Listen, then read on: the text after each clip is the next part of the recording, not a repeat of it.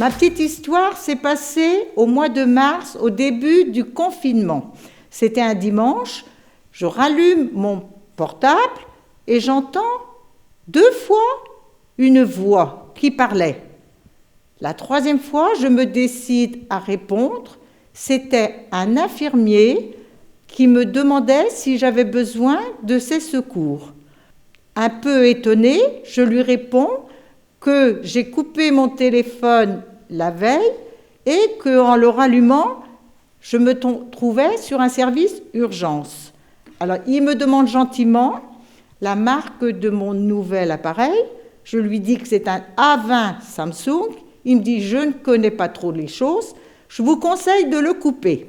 Ce que je fais, en le réallumant, je déroule légèrement et qu'est-ce que je vois?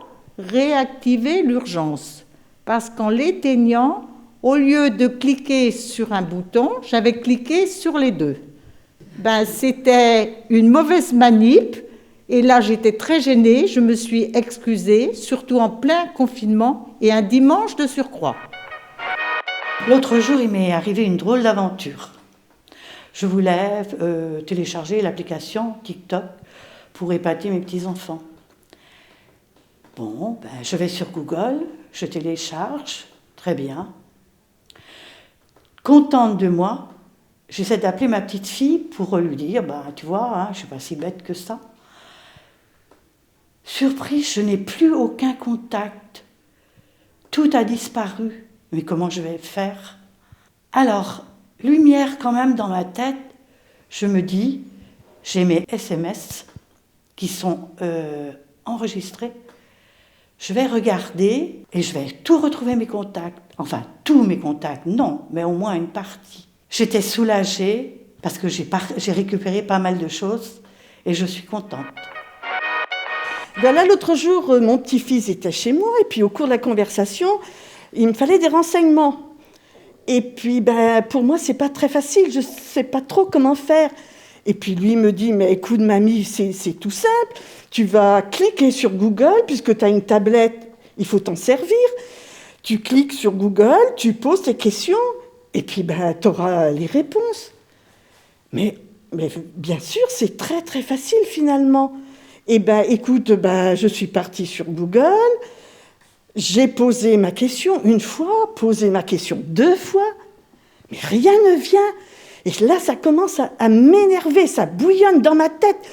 Je sens que ça va pas du tout, je sais plus comment faire. Et puis, ça va dans tous les sens. Alors, mon petit-fils, il vient derrière moi et puis il me dit tout simplement, mais mamie, calmement, bon, tu cliques sur Google, tu cliques en haut, tu poses ta question et tu auras tes réponses. C'est tout simple, c'est ce que j'ai fait et calmement, j'ai eu toutes les réponses. Merci mon petit-fils.